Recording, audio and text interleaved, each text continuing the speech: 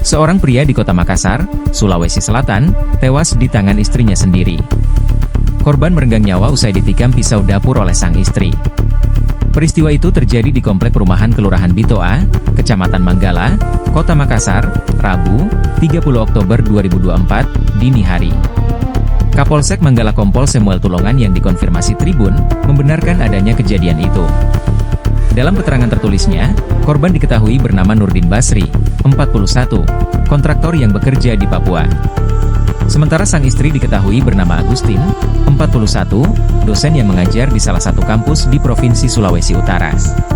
Korban dibawa ke Rumah Sakit Hermina dan telah dinyatakan meninggal dunia, kata Kompol Samuel Tulongan. Sementara pelaku, Agustin, lanjut Samuel kini telah diamankan di Mapolsek Manggala untuk dimintai keterangan. Pelaku dengan korban adalah pasangan suami istri. Di mana kedua orang ini memiliki profesi yang berbeda dan di luar pekerjaannya. Ada yang di Papua dan ada yang di Sulawesi Utara.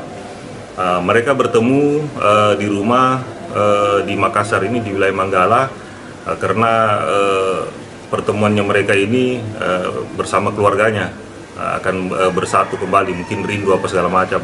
Tetapi awal mula terjadinya pembunuhan ini karena adanya orang ketiga, ya.